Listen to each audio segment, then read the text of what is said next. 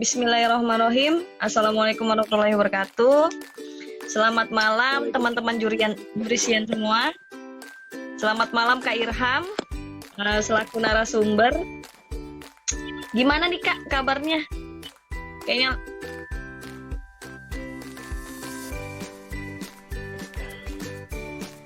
Ya, Kak Irham gimana kabar? Baik. Alhamdulillah. Alhamdulillah sudah bergabung narasumber kita pada malam hari ini.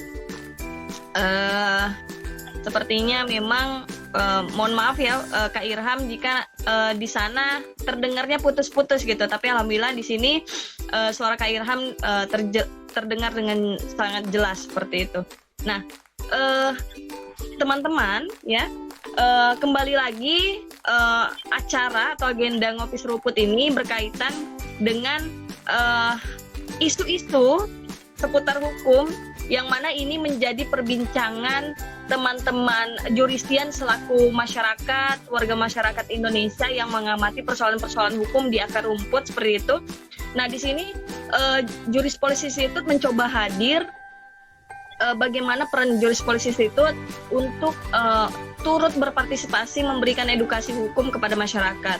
Nah, tema ini sebenarnya ya menarik ya Kak Irham ya. Karena kita mengambil tema ini sebenarnya berangkat daripada satu film ya, satu film yang mungkin oleh teman-teman jurisian semua itu nggak asing, dan ini sangat viral banget di media sosial, yang mana kita mengambil persoalan mengenai mengenai layangan putus. Nah, ini menarik banget nih Kak Irham.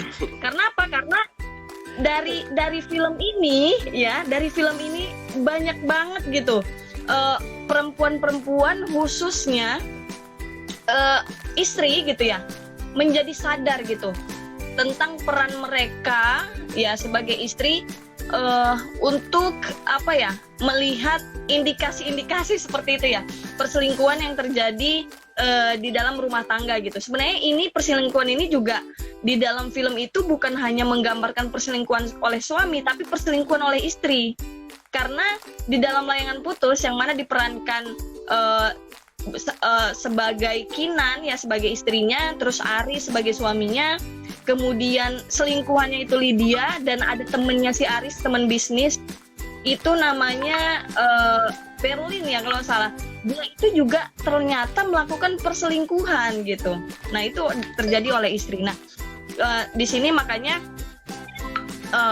Juris Polisi Institute mencoba menarik problem ini menjadi satu tema, yakni perselingkuhan, problematika perselingkuhan dalam perkawinan. Nah, ini juga mungkin bisa menjadi antisipasi untuk teman-teman jurisian ketika nantinya masuk ke dalam dunia perkawinan yang begitu rumit gitu ya. Nah, makanya itu ya mungkin ya sedikit ulasan. Nah, ini juga narasumber kita pada malam hari ini sangat berkompeten banget. Kenapa saya bilang berkompeten? Karena beliau ini maksudnya juga berkecimpung atau menjadi pengamat di bidang hal-hal perdata ya, harta bersama dan lain sebagainya. Karena beliau ini mengambil magister hukum kenotariatan, tentu mengamati tentang persoalan perkawinan di bidang harta bersama dan lain sebagainya gitu ya. Nah, sehingga ini kayaknya Irham ini menjadi tepat gitu untuk membahas tema ini gitu kan. Gitu ya Kak Irham ya. Nah, kemudian ini Kak Irham, mungkin kan mengenai tema ini ya Kak, ini kan terlalu luas ya saya lihat ya, karena ini menarik banget. Kita bisa mengambil dalam kacamata pidana, ternyata juga kita bisa mengambil dalam kacamata perdata seperti itu. Nah, kira-kira Bang Irham sendiri ya, mungkin kita kalau membahas semuanya terlalu luas lah ya gitu ya. Nah, mungkin dari Bang Irham sendiri mau mengambil kacamata dari mana nih?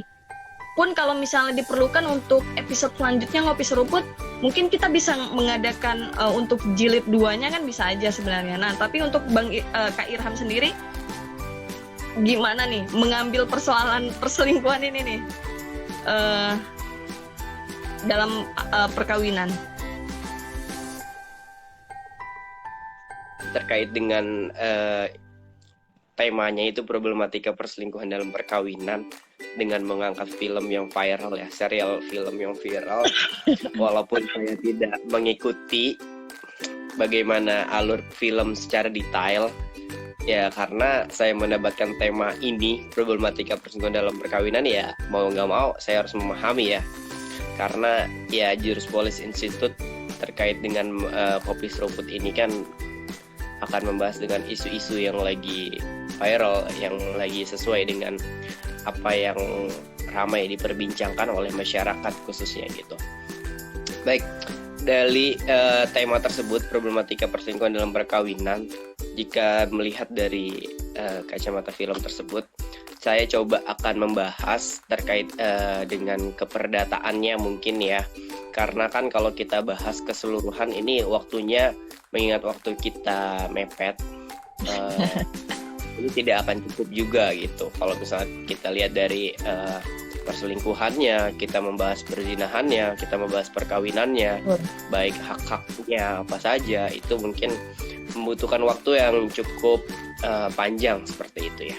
Nah, maka dari itu saya coba akan mengangkat tema tersebut dilihat dari aspek dan akibat hukum, perspektif hukum perdataannya. Mungkin seperti itu Kak Faiko. Semoga terdengar jelas ya. Oh, terdengar, sangat terdengar jelas. Aman Bang. Ya, ini bukan hanya ini ya. Kalau soal perkawinan ini kayaknya PR seumur hidup ini. Bukan hanya sehari 2 hari kelar dibahas ini sepertinya. Jadi itu ya teman-teman, seperti yang narasumber sampaikan bahwasannya malam ini kita fokuskan pembahasan kita ke perdatanya nih. Karena berbicara tentang perselingkuhan ini sangat luas banget gitu cangkupannya gitu. Nanti mungkin kita bisa bikin jilid-jilid selanjutnya. Nah, langsung saja gitu ya. Mungkin sebelum kepada pertanyaan teman-teman jurisian semua, ini saya mungkin izin menembak beberapa pertanyaan ini karena sangat menarik ya dari fenomena layangan putus gitu ya. Nah, pertanyaan saya yang pertama, sebenarnya tentang perselingkuhan ini itu diatur nggak sih dalam aturan hukum atau norma hukum yang ada di Indonesia itu? Sebelum sebelum kita jauh ke pertanyaan selanjutnya. Mungkin saya lanjut ya tadi Kak menanyakan terkait dengan perselingkuhan itu ya. Jika dilihat dari penetapan dan sebelum masuk ke dalam perspektif hukumnya, ya kan, perselingkuhan itu adalah suatu persembunyian atau suatu hal yang tidak jujur dilakukan, tidak berterus terang untuk kepentingan sendiri, sering suka menyembunyikan terhadap suatu hal gitu ya. Dalam hal ini terhadap pasangan sahnya, maka hal ini cukup berbahaya terhadap pasangan sahnya, seperti itu Kak Faiko. Nah, aturan mengenai perselingkuhan gitu kan, ada nggak sih di aturan hukum Indonesia ini yang melarang gitu? Udah ada nih, gue punya dasar hukum nih, lu tuh nggak boleh selingkuh gitu loh. Ada nggak sih sebenarnya aturan itu? Iya, baik. Jika dilihat dari aturan tersebut, kalau dilihat dari unsur pidananya, perselingkuhan ini akan dapat dipidana, yaitu dilihat dari pasal 284 Kitab Undang-Undang Hukum Pidana, itu yang masuknya ke dalam perzinahan atau ketika pasangan melakukan hubungan itu secara gendak atau verspal ya dalam bahasa hukumnya, yaitu terkait dengan perzinahan yang dilakukan salah satu pasangan gitu. Nah, hal itu disebut dengan overspal. Nah, di mana diatur dalam pasal 284 Kitab Undang Hukum Pidana yang berbunyi diancam dengan pidana penjara paling lama 9 bulan terhadap perlakuan yang dilakukan pasangan yang bukan muhrimnya atau yang telah kawin yang melakukan gendak overspal atau hubungan badan terhadap pasangan apa itu. Oke, berarti memang ada ya dasar hukum untuk misalnya entah itu istrinya, entah itu suaminya untuk menuntut gitu ya kepada suami. Gue ada dasar hukum nih bahwasannya memang aturan hukum di Indonesia itu melarang adanya perselingkuhan seperti itu ya. Iya, karena di 284 Kitab Undang-Undang Hukum Pidana tersebut masuknya adalah delik aduan, maka akan dapat diproses atau pidana terkait dengan pelanggaran yang dilakukan oleh salah satu pasangan, yaitu dilakukan dengan adanya pengaduan dalam hal ini kepada aparat penegak hukum melalui pihak kepolisian oleh salah satu pasangannya. Nah, berhubung dengan 284 Kitab Undang-Undang Hukum Pidana ini adalah delik aduan, maka hal tersebut adalah ketika proses kasus ini akan dibahas ketika adanya pengaduan dari salah satu pasangan yang dirugikan terhadap dana yang dilakukan. Oke. Berarti memang harus ada aduan dulu ya dari salah satu pihak, baik istri maupun suami yang diselingkuhi seperti itu. Oke, menarik. Terus gini, kalau misalnya kita melihat dari film Layangan Putus ini ya Kak, kan Aris ya sebagai suaminya, padahal bisa mungkin ya untuk poligami gitu daripada selingkuh gitu ya. Daripada selingkuh, dia mending poligami gitu. Nah, sebelum daripada itu di Indonesia gimana sih terkait pengaturan poligami ini gitu? Apakah misalnya bisa suami memiliki istri lebih dari satu gitu kan? Kayak gitu Kak. Iya, pertama, baik saya mendapatkan dari syarat tersebut terkait dengan si Aris ini sebagai suami dan si Kinan ini sebagai istri sahnya gitu ya. Jika dari serial film tersebut, si Kinan kan kita lihat secara eksplisit keturunan ya gitu ya. Nah, dari pasal 4 Undang-Undang Perkawinan ini dijelaskan ada memang syarat-syaratnya apabila pasangan kawin atau istri, karena kan kita bahasa poligami, suami dalam film tersebut gitu kan. Nah, apabila si Kinan ini pertama ya adanya persetujuan dari istri atau istri-istrinya, nah itu apabila tidak dapat menjalankan kewajibannya sebagai istri. Yang kedua, istri mendapat cacat badan atau penyakit yang tidak dapat disembuhkan. Yang ketiga, istri tidak dapat melahirkan keturunan gitu kan. Nah, jika dilihat dari film ini kan si Kinannya kan ya sehat walafiat dan memiliki keturunan gitu kan. Betul. Gitu Kak Faigo. Oh, jadi memang prinsipnya sih kalau misalnya untuk Aris ternyata gue daripada selingkuh mending poligami deh gitu. Tapi kalau misalnya kita melihat ya, karena ini episodenya belum selesai gitu ya, kalau melihat daripada alur cerita yang sudah ditayangkan ini, si Kinan sebenarnya nggak memenuhi unsur di pasal 4 Undang-Undang Perkawinan gitu kan. Makanya si Aris sebenarnya nggak ada alasan untuk dia melakukan poligami seperti itu. Nah, kemudian asas hukum perkawinan di Indonesia pun menganut asas monogami sebenarnya. Nah, boleh poligami asalkan tadi ya memenuhi unsur-unsur yang terdapat dalam pasal 4 Undang-Undang Perkawinan gitu kan. Nah, kalau berbicara film Layangan Putus itu, si Kinan tuh nggak ada dalam unsur-unsur itu gitu. Makanya si Aris sebenarnya nggak ada alasan sebenarnya kan. Oke. Menarik sebenarnya ini. Nah, kita berandai-andai aja nih, Bang, Kak Irham. Misalnya nih, si Aris ternyata dia memutuskan, karena kita nggak tahu ya akhir ceritanya gimana. Kita berandai-andai aja. Ternyata si Aris nih pengennya poligami karena jalan tengah gitu. Nah, ternyata si Aris misalnya dia mau poligami, tapi ketika izin ke si Kinan, andaikan Kinan ini nggak menyetujui gitu. Nah, itu bagaimana tuh status si Aris ketika misalnya dia tidak dapat izin dari si Kinan sebagai istri gitu ya, suami tidak dapat izin dari istri. Nah, terus akibat hukumnya itu ada nggak sih Kak? Kalau misalnya hal itu terjadi tidak dapat izin dari istri, itu ada akibat hukum tertentu nggak gitu kan? Kayak gitu iya, Kak? Oke, tentu. Ya mungkin ini mendalam banget ya, kayak lebih mendalami banget ya sebagai seorang perempuan ya. Oh jelas ini. Aduh. Langsung dilihat dari akibat hukumnya seperti itu ya. Kita lihat aspek-aspek Oke, hukumnya baik. aja nih Kak. Iya gimana? Iya, oke, baik. Jika dilihat dari hal tersebut, yang pertama adalah kan si Kinan tentu tidak menyetujui sama sekali si Aris melakukan poligami. Itu yang pertama, kita harus pahami. Yang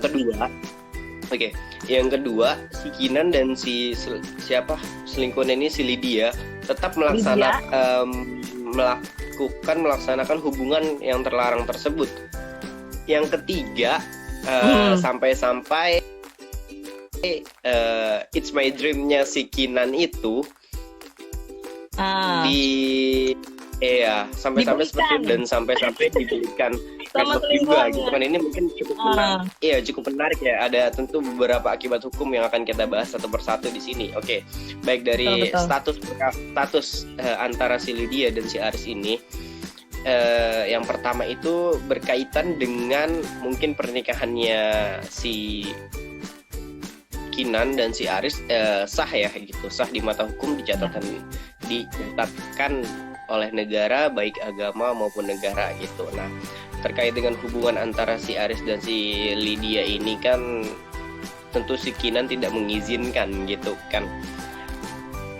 Nah, berarti dia bisa melakukan tindakan mungkin pernikahannya itu bisa dilakukan cara siri, yang dalam mata agama oke, fine aja bisa dilakukan, tapi tidak bisa dicatatkan dalam negara gitu, baik di catatan sipil bagi orang-orang yang non muslim maupun di pengadilan agama, seperti itu.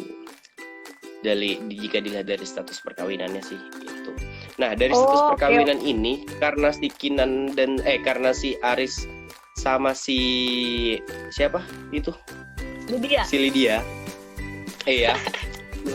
melakukan pernikahan siri, dalam hal ini di bawah tangan, yang hanya diakui di mata agama, nanti tentu akan berakibat hukum kepada anak-anaknya dan harta-hartanya gitu. Jika dilihat dari anaknya, anak yang dilahirkan dari pernikahan siri tersebut nantinya sama dengan perlakuannya dengan anak yang dilakukan di luar kawin, seperti itu, atau MBA tersebut gitu. Oke. Apa kerugiannya gitu kan, nanti di aktenya hanya ada nama ibunya saja. Itu yang pertama. Yang kedua, tidak bisa mendapatkan ahli waris dalam hal ini, ketentuan hal-hal tersebut. Tapi si anak bisa dapat melakukan apabila misalkan dari MBA ini, apabila kedua orang tuanya menikah secara sah, itu dapat dilakukan. Nah, apabila hanya diakui oleh salah satu pihaknya atau diakui oleh kedua, baik dari ayah maupun ibunya, itu akan mendapatkan sepertiga bagiannya saja dari anak sah gitu. Mungkin bisa diambil kesimpulan gini ya, kalau misalkan dari hartanya si Aris, ya hartanya si Aris yang melakukan pernikahan siri gitu kan. Nah, nanti dilihat dari si Aris sudah memiliki pasangan gitu, tentu tidak bisa mendapatkan hartanya, mungkin seperti itu kalau misalnya dilihat dari kerugian yang dimiliki gitu. Oke, menarik banget ya. Ini jadi merembet kemana-mana nih soal persetujuan doang gitu ya, persetujuan istri. Nah, ketika misalnya nih Kak, ternyata si Aris tetap aja nih dia nggak dapat persetujuan istri, tapi tetap melakukan hal-hal yang di luar persetujuan itu, kayak misalnya dia nikah diam-diam lah, katakanlah kayak gitu, itu ada akibat hukum juga nggak sih terkait misalnya harta bersamanya Aris gitu ya? Karena kan kalau berbicara status dari harta bersama itu kalau dibilang harta bersama kan harta gonogini, yang mana itu tuh merupakan kumulatif daripada harta yang dikumpulkan oleh istri maupun dari pihak suami. Nah, ketika misalnya si Aris nih tetap aja walaupun tanpa persetujuan dari istrinya tetap melakukan misalnya perkawinan, kemudian tuh gimana sih, ada akibat hukum nggak sih sebenarnya ketika itu terjadi gitu, Kak? Ya, terima kasih Kak Faiko. Lagi-lagi menyayat dari hati ya ini pertanyaannya. Oke, baik. Terlalu menghayati kita. Untung aja tadi di awal kita eksplisitkan ke perdata ya. Coba kita bahas semuanya ya. Mungkin waktunya tidak mencukupi gitu ya. Oke, dilihat dari harta yang dilakukan, yang diberikan Aris terhadap Lydia gitu ya.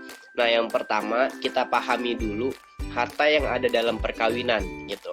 Harta yang ada dalam perkawinan ini terbagi menjadi 3. Yang pertama, harta bawaan dari masing-masing istri ataupun suami sebelum menikah. Yang kedua, harta hibah atau harta warisan yang diberikan dari masing-masing istri ataupun suami, baik itu dari warisan maupun dari hibah yang diberikan kepada salah satu pasangan tersebut. Yang ketiga, namanya ada harta bersama gitu. Harta yang didapat setelah perkawinan terjadi dan setelah perkawinan diakui sah oleh negara. Itu. Nah, dari ketiga tersebut, harta bawaan, harta hibah, dan harta bersama itu memiliki perbedaan. Harta bawaan dan harta hibah tentu mutlak dari hak masing-masing pasangan tersebut. Contohnya dari Kak Faiko, sebelum menikah sudah memiliki harta bawaannya, sebelum menikah sudah memiliki hibah warisan atau hibah dan lain sebagainya.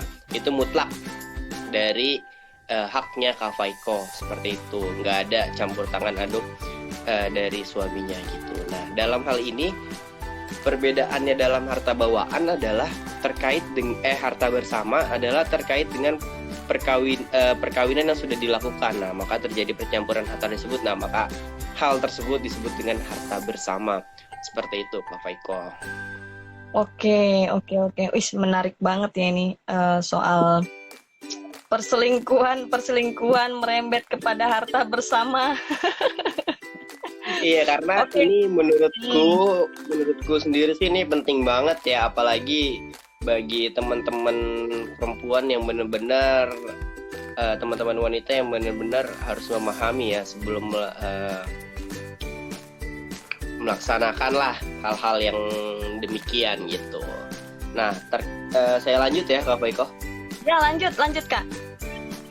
Oke, terkait dengan harta bersama tadi, loh kan ada tuh orang yang tanpa mendapatkan persetujuan istri bisa melakukan tindakan hukum gitu. Nah, hal ini yang pertama itu ya udah tadi harta bawaannya, harta hibahnya, sama satu lagi adalah harta itu sebelum melakukan pernikahan, baik sebelum maupun pada saat dan di dalam pernikahan itu kedua pasangan tersebut melakukan perjanjian kawin atau perjanjian pernikah itu. Nah, dalam case-case di pengadilan sih banyak hal ini ya. Nah, ini tentu ada benefit dan ruginya sendiri sih dari teman-teman yang akan menjadi istri atau yang sudah beristri nantinya gitu. Kenapa saya bilang ada benefit dan ruginya sendiri?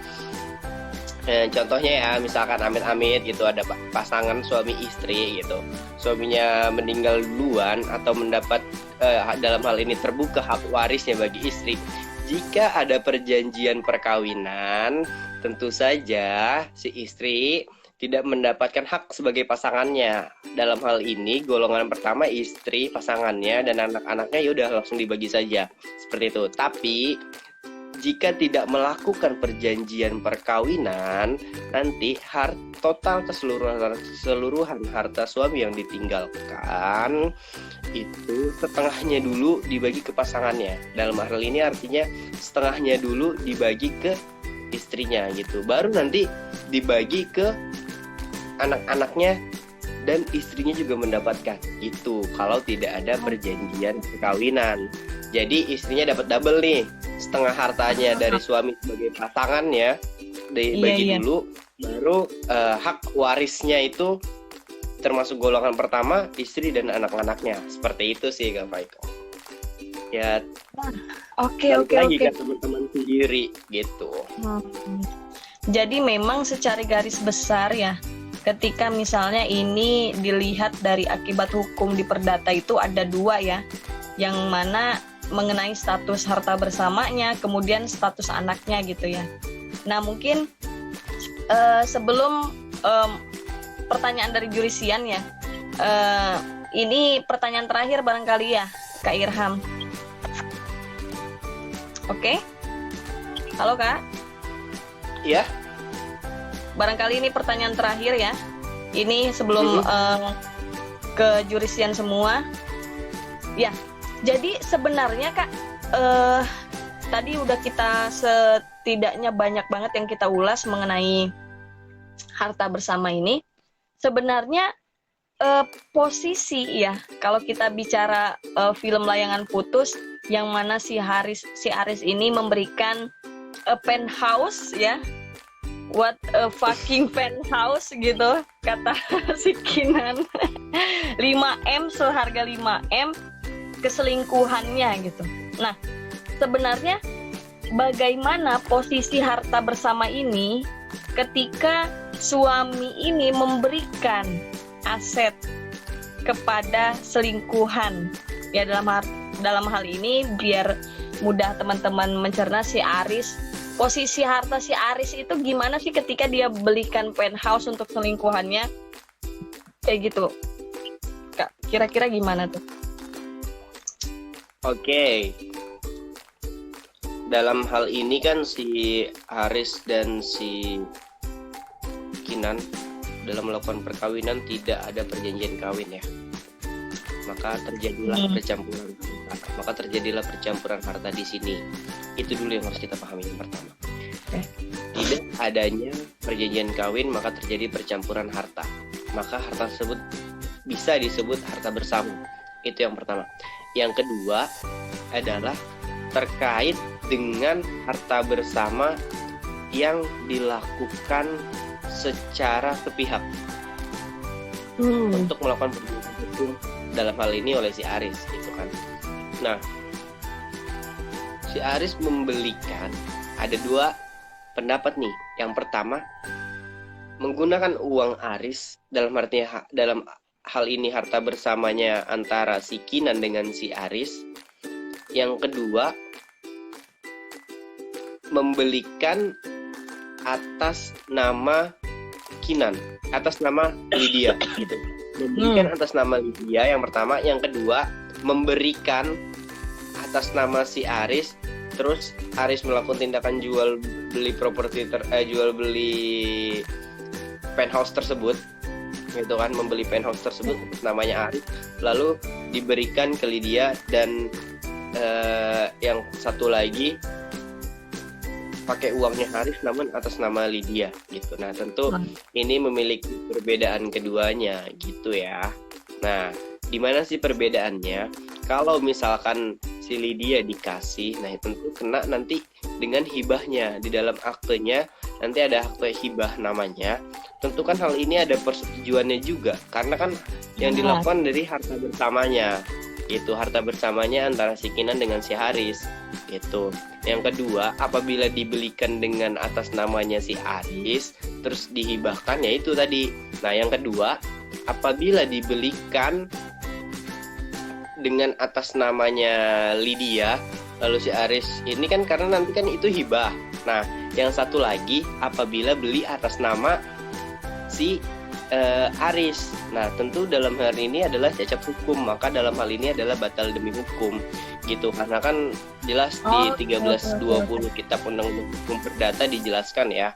Yang pertama itu suatu syarat sahnya perjanjian ya kan. Nah, itu masuk dalam klausa yang sebab-sebab tertentu atau suatu hal yang halal gitu.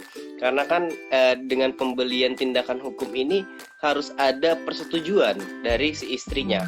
Oke, mungkin bisa dimanipulasi, si istrinya nggak bisa hadir, dalam hal ini sedang sakit atau sedang pergi ke luar kota atau dinas ke luar negeri, seperti itu. Bisa dilakukan dengan adanya surat persetujuan penandatanganan dari istri tersebut. Oke, bisa dibuat. Nah, apabila hal tersebut dilakukan, si istri tidak mengetahuinya, nanti si Aris ini dan pembuat dari aktenya ini ya akan ikut tersandung masuk dalam tindak pidana pemalsuan surat seperti itu. Jadi teman-teman nih, terutama teman-teman wanita ya, harus memahami hal tersebut sih, seperti itu Kak Faiko. Oke, jadi memang mengetahui mengenai ketika suami atau pasangan kita gitu ya, baik istri atau suaminya memberikan harta keselingkuhannya, itu memang penting banget adanya persetujuan itu gitu ya. Yang mana ini nanti punya akibat hukum gitu kan, ketika misalnya ternyata ada daftar nih suami memberikan penthouse ke selingkuh, entah ke siapa itu kan, tapi nggak ada persetujuan istri, itu bahkan bisa menyeret-nyeret orang yang membuat perjanjian yang mengatasnamakan istri, tapi ternyata istrinya nggak memberikan persetujuan gitu ya, kayak luar biasa sekali nih sampai ke situ-situ gitu. Oke, mungkin langsung saja. Masuknya nanti di 263 sih itu, pemalsuan surat. Oke. Pemalsuan surat. Menarik. Jadi memang kalau misalnya menarik daripada kasus layangan putus itu sendiri, ini memang banyak banget ini persoalan hukum perdata dan pidananya. Kalau misalnya dalam kacamata hukum perdata, ini apa yang menjadi sosok Aris gitu ya dalam sebagai seorang suami kemudian melakukan perselingkuhan, itu terjadi dengan sangat apik, Kak. Dalam artian si Aris dengan hubungan yang cukup lama gitu dengan Lydia bisa membelikan ini itu ya, misalnya anting, berlian dan sebagainya, kemudian penthouse, kemudian ngajak jalan itu dengan sedemikian rapinya, padahal itu punya akibat hukum seperti itu ya. Padahal apa yang dilakukan oleh Aris selaku suami itu punya akibat hukum gitu ya, Kak. Makanya ini hati-hati nih buat yang mau selingkuh gitu. Jadi segala sesuatu itu punya akibat hukum. Gitu ya, Iya, Kak? benar banget. Iya, benar banget. Makanya kenapa juga saya mendapatkan tema ini juga dari teman-teman Juris Policy Institute. Gitu ya, karena ini kaitannya dengan hak kaum wanita gitu ya, perempuan gitu ya. Karena teman-teman dan memilih pasangannya harus benar-benar mana yang dilihat secara eksplisit, bukan hanya dari dengan physically dan lain sebagainya, Mbak, tapi harus memahami hukum yang berlaku juga gitu, karena hal-hal ini ya cukup vital ya kalau dibilang untuk apalagi dari teman-teman perempuan khususnya seperti itu. Jadi ingin berbagi cerita aja dan berbagi ilmu sedikit yang didapat dari kita teman-teman Juris Policy Institute untuk jurisian sendiri, seperti itu sih pada intinya, Bapak Ibu. Iya. Jadi ya teman-teman, mungkin selepas dari kajian ini pun, kalau misalnya ada problematika yang memang terjadi akibat perselingkuhan, juga nggak apa-apa, ditanyakan aja misalnya di kolom chat, nanti kita bakal sharing melalui infografis gitu ya jawabannya. Karena ini ya perselingkuhan dalam perkawinan itu kalau kita lihat data gitu ya, banyak memang korbannya itu si istri, Kak. Dan si istri ini kerap kali mereka itu ibu rumah tangga, kemudian si suaminya bekerja, mereka itu nggak berani gitu untuk masuk ke jalur hukum karena merasa, wah ini gue ya udahlah gue tahan-tahan aja gitu ya, saya tahan-tahan aja problematika yang terjadi gitu.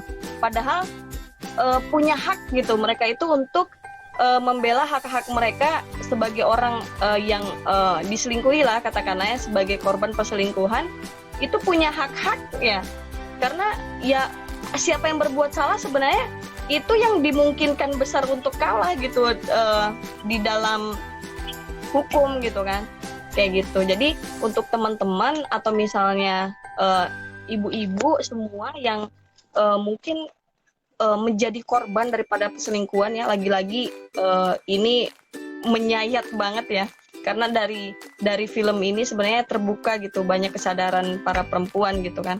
Nih saya salut banget sama Kak Irham laki-laki tapi sangat dalam gitu ya tadi kajian tentang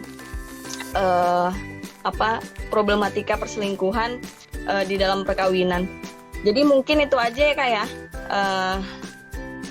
Mungkin langsung closing statement dari Kak Irham mengenai tema yang kita angkat pada malam hari ini, poin-poin besarnya. Oke, baik, terima kasih Pak Iko. Jadi untuk teman-teman jurisian khususnya ya, yang kaum wanita nih, perempuan gitu ya. Ini pembelajaran yang sangat berharga sih, yang sangat penting ya.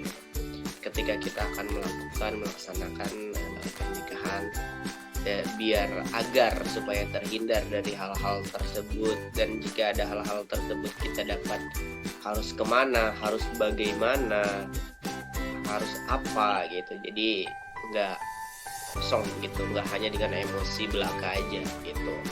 Nah yang pertama tadi terkait dengan pembahasan mengenai persetujuan dari istri sah jika ingin melakukan poligami, terus ada syarat-syarat tertentunya di pasal 5, pasal 6, pasal 4 Undang-Undang Perkawinan gitu. Nah, apabila suami atau salah satu pasangan terbukti melakukan perzinahan, itu bisa dilakukan dengan delik aduan, pengaduan kepada penegak hukum, dalam hal ini kepolisian gitu. Nah, dalam hal ini kepolisian bisa dilakukan pengaduan, baru bisa dapat diproses, karena di 284 Kitab Undang-Undang Hukum Pidana ini adalah delik aduan masuknya, karena suatu tindak pidana akan bisa dapat diproses apabila ada pengaduan dari pihak yang seperti itu. Nah, masuk ke dalam suami ngotot nih ingin tetap melakukan hubungan yang terlarang gitu ya,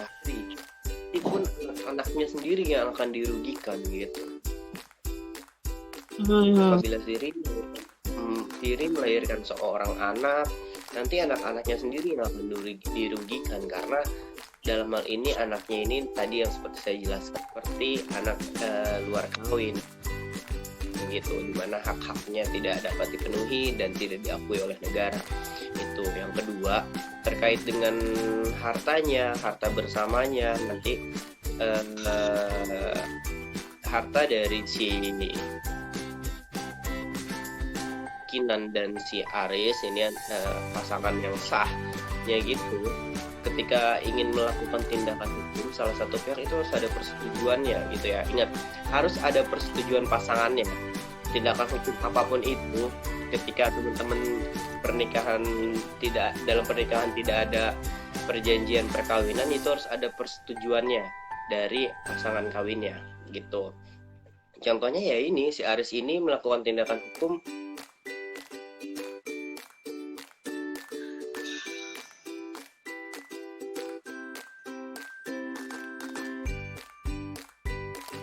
tadi si istri lagi dinas kemana gitu kan, tidak dapat hadir, bisa membuatkan surat persetujuan, yaitu kan dimanipulasi. Nah nanti suami dan yang membuat sendiri yang terkait dengan pembuatan surat tersebut ya bisa dikenakan pidana pemalsuan gitu.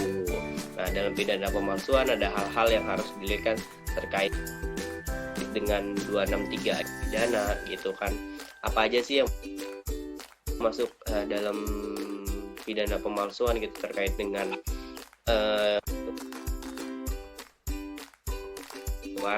terus tempat-tempat yang menerbitkan suatu perjanjian, terus surat-surat yang dapat menerbitkan suatu pembebasan utang dan lain sebagainya. Nah kan ketika jual beli ini kan menimbulkan hak ya antara satu pihak dan lainnya. Makanya dalam hal ini ya tentu harus diperhatikan itu dari dana yang dimasuk kemana, dibuat digunakan untuk apa gitu. Oke, teman-teman ingin melakukan tindakan perjanjian perkawinan supaya hartanya bisa masing-masing bisa melakukan tindakan sendiri.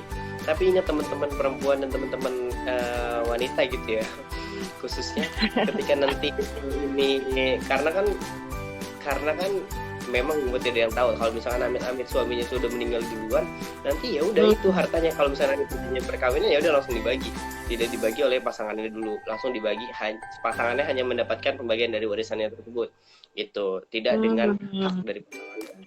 Tapi kalau nggak ada perjanjian perkawinan harta bersama, nanti si istri dapat hak 1/2 dulu atau setengah dulu dari pasangannya, baru dibagi-bagi lagi, jadi istri double dapatnya gitu ya. Balik lagi ke teman-teman sendiri bagaimana menyikapi hal tersebut gitu. Nah terus saling terbuka juga terhadap sama pasangan. Abis itu terkait dengan apa lagi ya, tadi harta bersama sudah, palsuan sudah, terus status anak nantinya kalau misalkan sendiri ya kan, perkawinan sendiri itu ada status anak ya, nanti kalau misalkan diakui oleh ayahnya oke, bisa mendapatkan 1/3 bagian ya, dalam hal ini 1/3 bagian dari anak sahnya antara si Kinan dengan si Aris gitu. Nah kan si Aris dan mempunyai anak kan 4 sama si Kinan 5, jadinya 1/5. Nah dari 1/5 ini dibagi lagi 1/3, baru anak siri tersebut dapat seperti itu. Oke. Amannya, jadi tindakan apa yang dilakukan ketika ada hal-hal amit-amit, ada hal-hal demikian nantinya dalam perjalanan rumah tangga teman-teman, judisian dan lain sebagainya gitu sih Kak Faiko. Siap. Terima kasih ini kepada saudara Irham. Oh ini ada tanggapan nih dari Anabel, Direktur Litbang. Yang putus itu bukan layangan tapi hubungannya. Terus ada dari Ibu Direktur juga, mantep katanya. Oke. Mungkin cukup sekian ya teman-teman jurisian.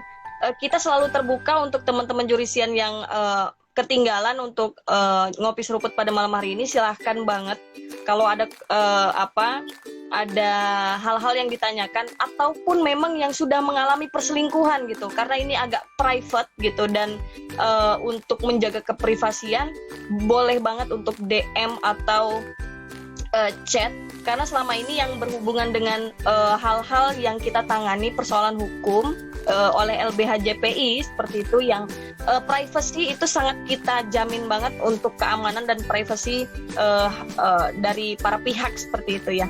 Mungkin makasih juga saya ucapkan kepada Kak Irham Nur Hasim.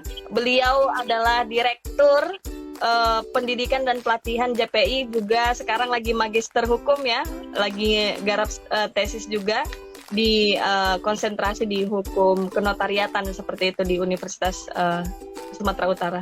Saya selaku moderator pada malam hari ini mengucapkan terima kasih kepada narasumber Kak Irham, kemudian kepada jurisian yang dari awal sampai penutupan ini sudah membersamai. Saya mohon maaf apabila banyak kesalahan dalam penyampaian dan lain sebagainya, dalam perilaku dan lain sebagainya. Sampai jumpa di Ngopi Seruput minggu depan ya, dengan persoalan-persoalan yang aktual.